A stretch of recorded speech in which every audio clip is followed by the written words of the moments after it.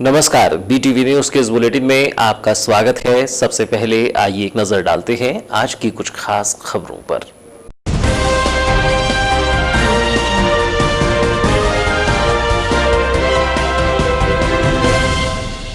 दक्षिण वन परिक्षेत्र सामान्य में मिले 2 तेंदुए के शव, मादा और नर तेंदुए का मिला शव। धापेवाड़ा सर्किल के आगरवाड़ा बीट का है मामला।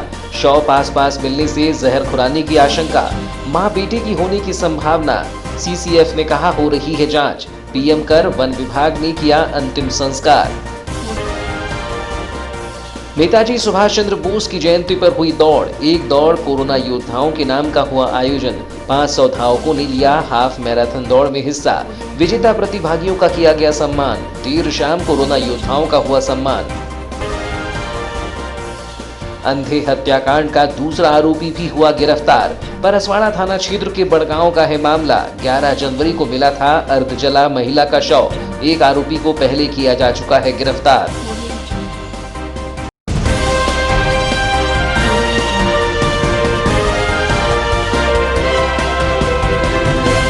और अब समाचार विस्तार से।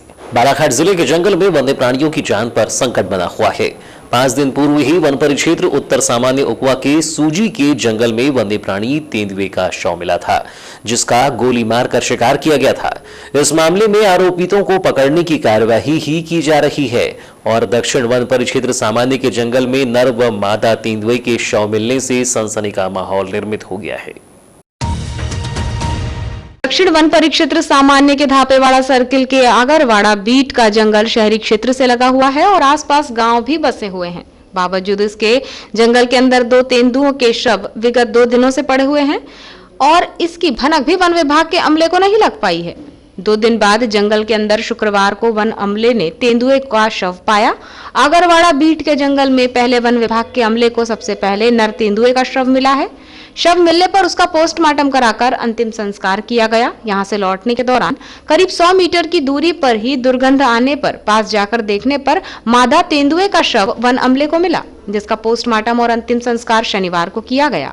आगरवाड़ा बीट में करीब 100 मीटर की दूरी पर शावक और मादा तेंदुए का शव मिलने से जहां सनसनी का माहौल निर्मित हो गया है, वहीं शिकार की आशंका को लेकर वन विभाग का अमला विवेचना में जुट गया है। जानकारी के अनुसार मादा तेंदुए के शव की हालत बहुत खराब स्थिति में थी। शव पुराना होने के चलते गल गया है और उसके दोनों पैर पीछे भी पलट गए थे। वहीं पास में ही शावक का शव भी पड़ा हुआ था, जिससे ये आशंका व्यक्त की जा रही है कि जहर देकर इनका शिकार किया गया है। दक्षिण वन परिक्षेत्र सामान्य के धापेवाड़ा सर्किल के आगरवाड़ा बीट के जंगल के अंदर मिले मादा तेंदुए का शव करीब 2 साल की आयु का है और नर शावक की उम्र करीब 6 माह से 8 माह की है, जिससे ये भी अंदाजा लगाया जा रहा है कि निश्चित ही ये दोनों माँ बेटे होंगे और जंगल में विचरण के दौरान पानी या मांस के माध्यम से इन्हें जहर देकर इनका शिकार किया गया हो। मामले में CCF NK सनोडिया ने बताया कि दक्षिण वन परिक्षेत्र सामान्य के धापेवाड़ा सर्कल के आगरवाड़ा बीट के जंगल के अंदर शावक और मादा तेंदुए का शव मिला है।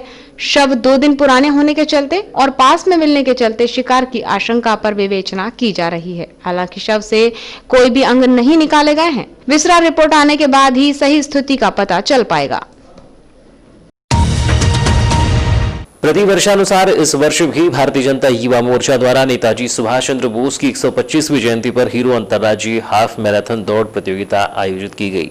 खास बात यह रही कि इस बार हाफ मैराथन दौड़ वैश्विक महामारी कोरोना में फ्रंटलाइन कार्य करने वाले कोरोना योद्धाओं को समर्पित रही, जिसमें पुरुष और महिला वर्ग में प्रथम से लेकर पंचम तक आने वाले प्रतिभागियों को नगद पुरस्कार तथा 6वें से 10वें स्थान तक रहने वाले प्रतिभागियों को सांत्वना पुरस्कार प्रदान किया गया। भाजयुमो द्वारा इस वर्ष नेताजी सुभाष चंद्र बोस की जयंती को पराक्रम दिवस के रूप में मनाते हुए कोरोना योद्धाओं को समर्पित मैराथन दौड़ का आयोजन किया गया था। यह मैराथन दौड़ का 14वां आयोजन था, जिसका शुभारंभ प्रदेश के पूर्व मंत्री एवं विधायक गौरीशंकर बिसेन, राज्य मंत्री रामकिशोर कावरे, वरिष्ठ नेता अभय सेठिया, समाजसेवी किरण भाई त्रिवेदी, वरिष्ठ नेता राजेश पाठक, युवा नेत्री मौसम हरिनखेड़े, भाजयुमो जिला अध्यक्ष गजेंद्र भारद्वाज, भाजपा नगर अध्यक्ष सुरजीत सिंह ठाकुर, वरिष्ठ नेत्री भारती पारधी, भारती ठाकुर, गौरी लिल्हारे, सरिता सोनेकर, कार्यक्रम संयोजक मनोज पारधी, रामेश्वर कटरे, रमाकांत डहाके, बालाघाट भाजयुमो अध्यक्ष गौरव मुनु श्रीवास्तव द्वारा 23 जनवरी सुबह 8 बजे हरी झंडी दिखाकर रवाना किया गया।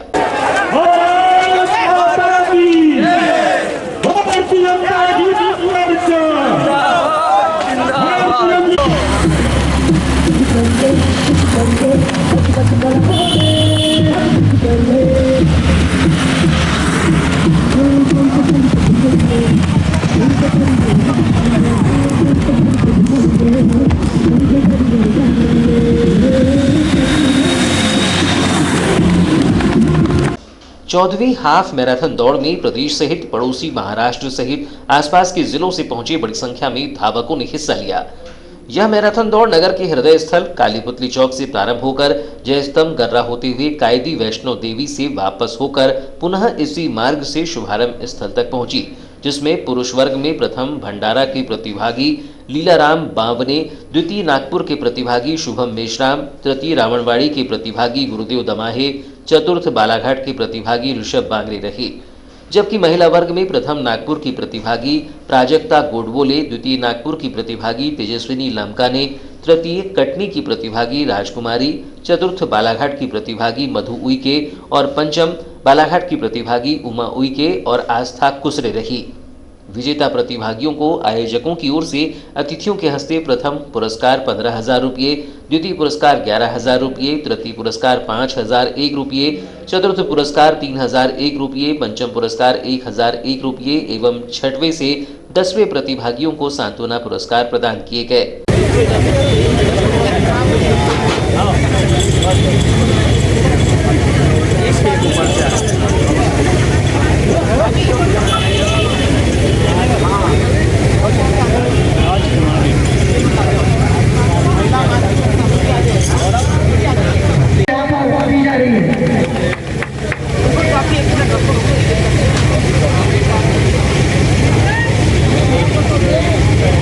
कार्यक्रम को लेकर भाजयुमो जिलाध्यक्ष गजेंद्र भारद्वाज ने बताया कि देश के राष्ट्र नायक सुभाष चंद्र बोस की जयंती आज पूरे देश में पराक्रम दिवस के रूप में मनाई जा रही है, जबकि विगत 14 वर्षों से भाजयुमो के द्वारा इस अवसर पर हाफ मैराथन दौड़ का आयोजन किया जा रहा है।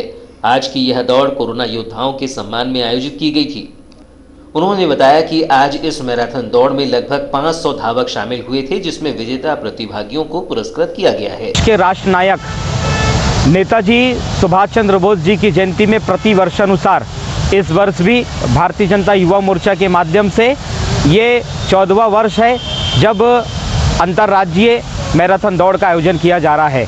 आज 23 जनवरी को हमारे पूरे भारत देश में नेताजी सुभाष चंद्र बोस जी को सम्मान देते हुए उनकी जन्म जयंती पराक्रम दिवस के रूप में मनाई जा रही है, जिसके तहत आज बालाघाट जिले में हीरो अंतर्राज्यीय हाफ मैराथन दौड़, एक दौड़ कोरोना योद्धाओं के सम्मान में आयोजित की गई थी। इधर हाफ मैराथन दौड़ में प्रतिभागियों के सम्मान के साथ ही 23 जनवरी की शाम कोरोना काल में पीड़ित मानवता की सेवार्थ रक्तदान करने वाले रक्तदाताओं, स्वास्थ्य विभाग के चिकित्सक, नर्सिंग स्टाफ, स्वच्छता कर्मी के साथ उस विपरीत परिस्थितियों में अपनी ओर से सेवा करने वाले सभी लोगों का सम्मान किया गया, जबकि कार्यक्रम के पश्चात राष्ट्रीय कवि सम्मेलन का आयोजन किया गया। परसवाड़ा थाना क्षेत्र अंतर्गत ग्राम बड़गांव के जंगल में किए गए अंधी हत्याकांड के दूसरे आरोपी को गिरफ्तार करने में पुलिस ने बड़ी सफलता हासिल की है। पुलिस आरोपी को 23 जनवरी को न्यायालय में पेश किया, जहां से उसे न्यायिक अभिरक्षा में जेल भेज दिया गया है। उल्लेखनीय है कि 11 जनवरी को तहसील परसवाड़ा अंतर्गत बड़गांव के जामुनझोड़ी जंगल में शिवाजी नगर नई बस्ती गोरखपुर की महिला का अध जला शव पुलिस ने बरामद किया था।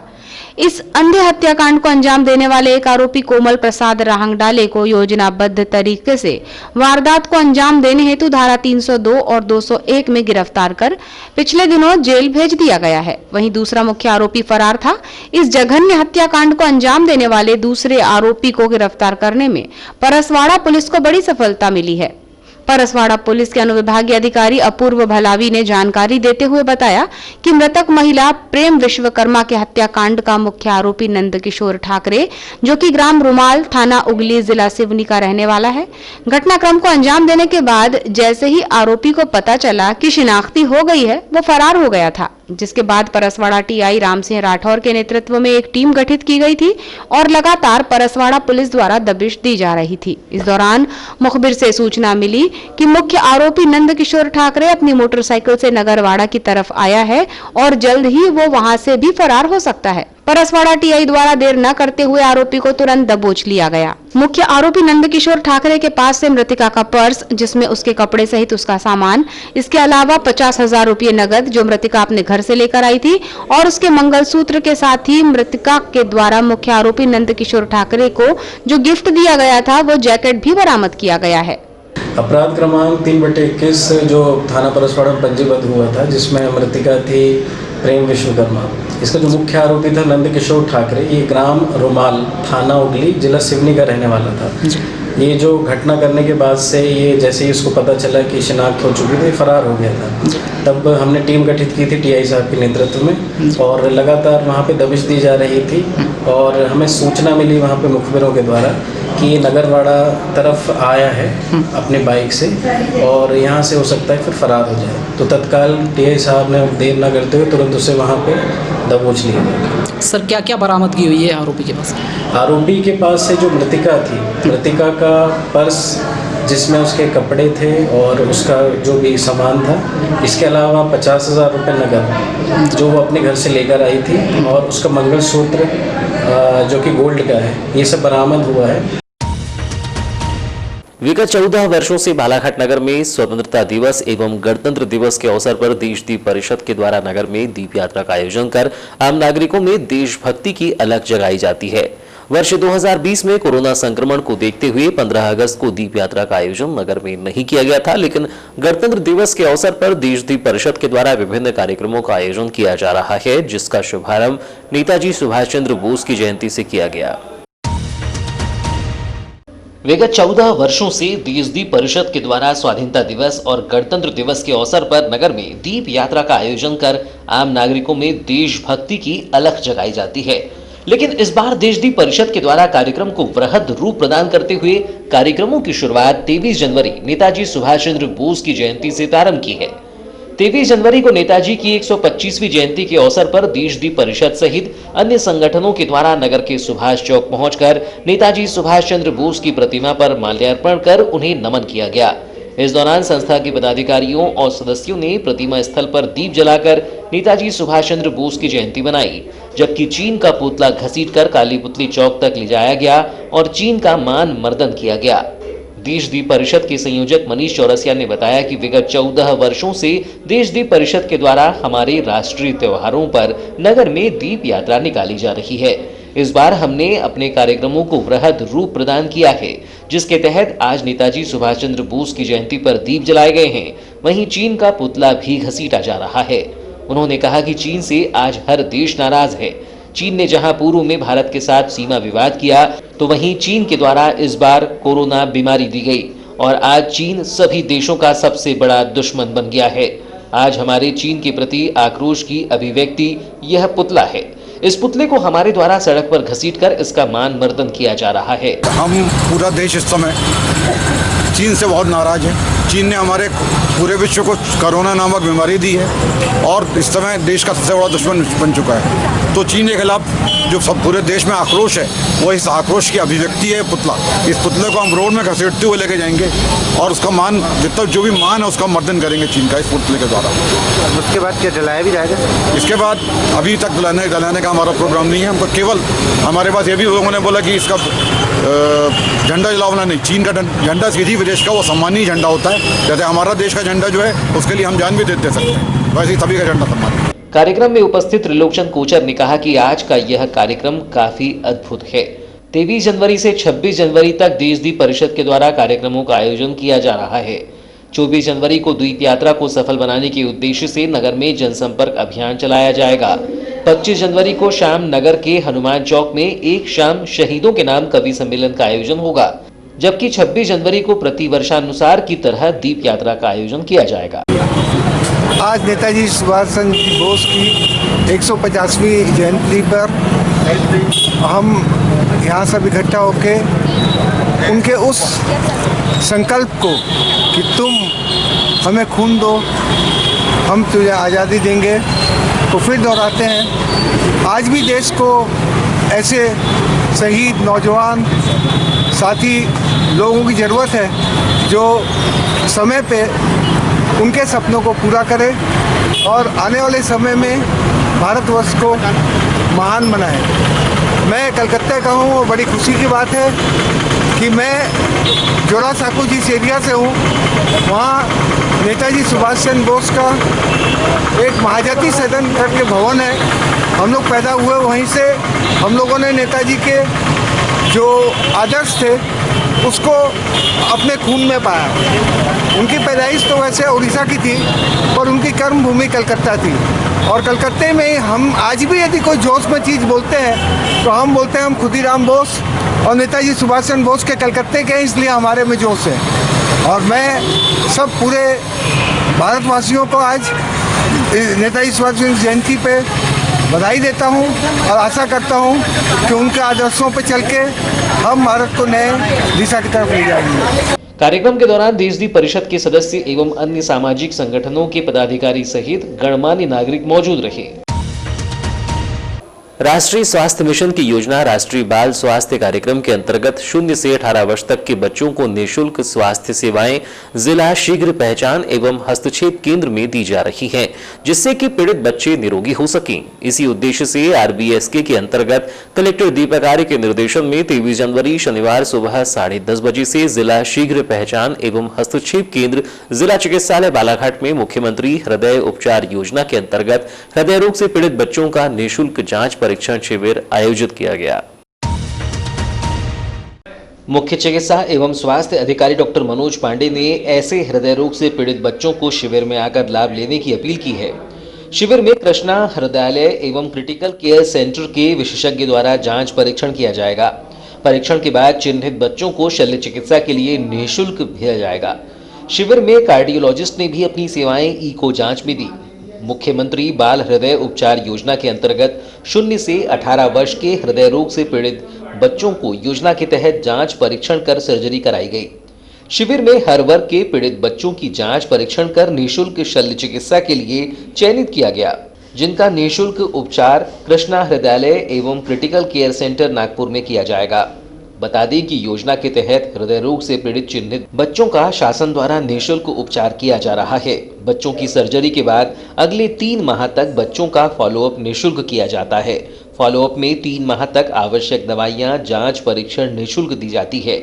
इस दौरान पीड़ित बच्चों के साथ 2 व्यक्ति का रहना खाना भी निःशुल्क रहता है। शिविर के विषय में जानकारी देते हुए RBSK के जिला प्रबंधक राजाराम चक्रवर्ती ने बताया कि आज हमने राष्ट्रीय बाल विकास कार्यक्रम के तहत शिविर का आयोजन किया था, जिसमें जन्मजात हृदय रोग से पीड़ित बच्चों का शिविर रखा था। उन्होंने बताया कि शिविर में 187 बच्चों का रजिस्ट्रेशन किया गया है। शिविर में हर वर्ग के पीड़ित बच्चों की जांच परीक्षण कर निःशुल्क शल्य चिकित्सा के लिए चयनित किया गया, जिनका निःशुल्क उपचार कृष्णा हृदयालय एवं क्रिटिकल केयर सेंटर नागपुर में किया जाएगा। बता दें कि योजना के तहत हृदय रोग से पीड़ित चिन्हित बच्चों का शासन द्वारा निःशुल्क उपचार किया जा रहा है।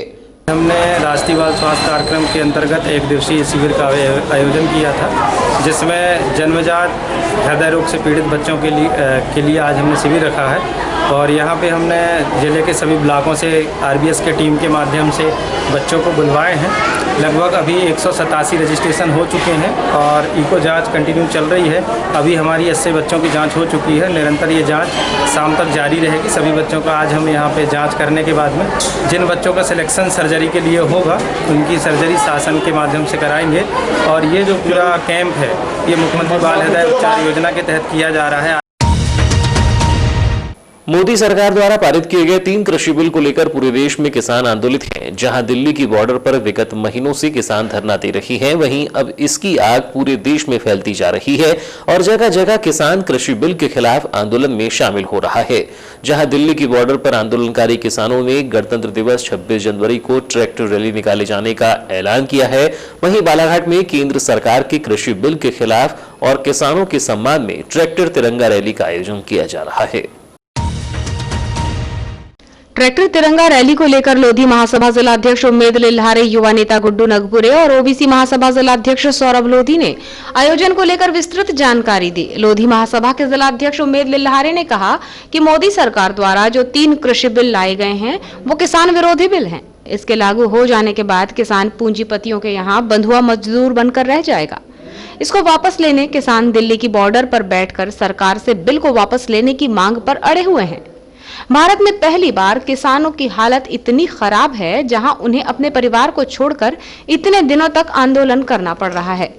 जिसमें कई किसानों की ठंड से मौत हो गई, वहीं कई किसानों ने आत्महत्या कर ली। उन्होंने कहा कि ये ट्रैक्टर तिरंगा रैली किसानों के समर्थन और सरकार द्वारा पारित किए गए तीनों काले कृषि कानूनों के खिलाफ निकाली जा रही है और ये पूर्णतः गैर राजनीतिक प्रदर्शन है, जिसमें केवल किसान शामिल होंगे और जो भी इनका समर्थन करता है वो इसमें शामिल हो सकता है।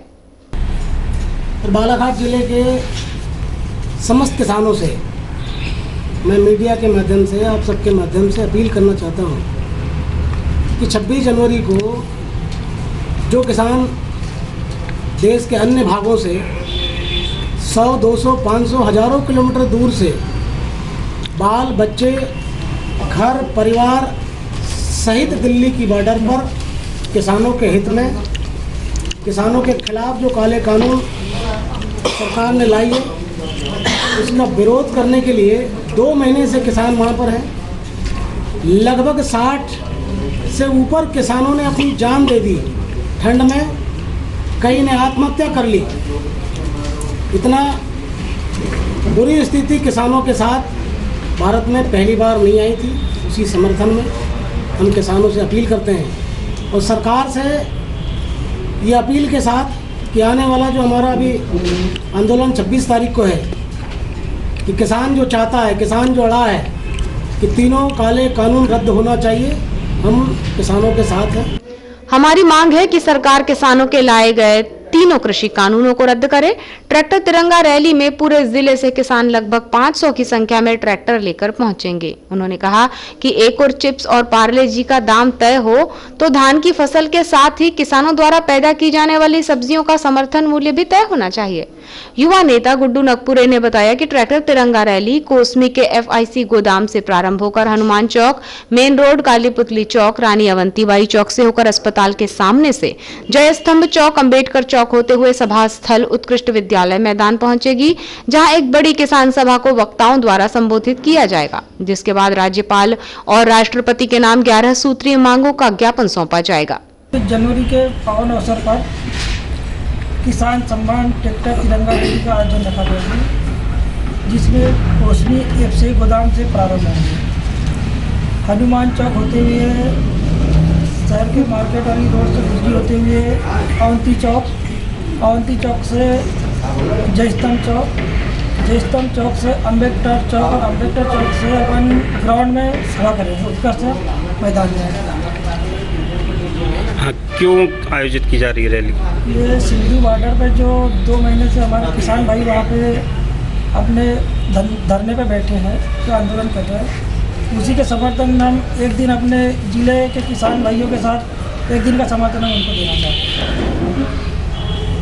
युवा नेता सौरभ लोधी ने कहा कि ये पूर्णतः गैर राजनीतिक आंदोलन है, जिसमें जिले के किसान और युवा शामिल होकर किसानों के समर्थन में हल्ला बोल आंदोलन करेंगे। उन्होंने कहा कि आज देश का किसान लुट रहा है, सरकार पूंजीपतियों के हाथ में है, किसानों की जमीन और खेत को देने की तैयारी सरकार कर रही है और किसानों को पूंजीपतियों के हाथों में गुलामी की ओर धकेल रही है, जिसे देखने के बाद हर नागरिक का फर्ज है कि वो अपने अन्नदाता के सरकार के खिलाफ खड़ा होकर आवाज बुलंद करे। इस दौरान सुखदेव मुनि कुतराहे, अंशुल अवस्थी, गगन नगपुरे, लाखन राणा, राजेश मरार, दुर्गा पगरवार, शिव नगपुरे, सुरेंद्र लिल्हारे, कृपाल लिल्हारे, अमित लिल्हारे, प्रकाश बनोटे, गजेंद्र देशमुख, इंदु लिल्हारे, संतोष परिहार सहित अन्य किसान समर्थक मौजूद रहे। तो ये थी अब तक की खबरें। नई खबरों के साथ एक बार फिर हम हाजिर होंगे, तब तक के लिए दीजिए इजाजत। नमस्कार।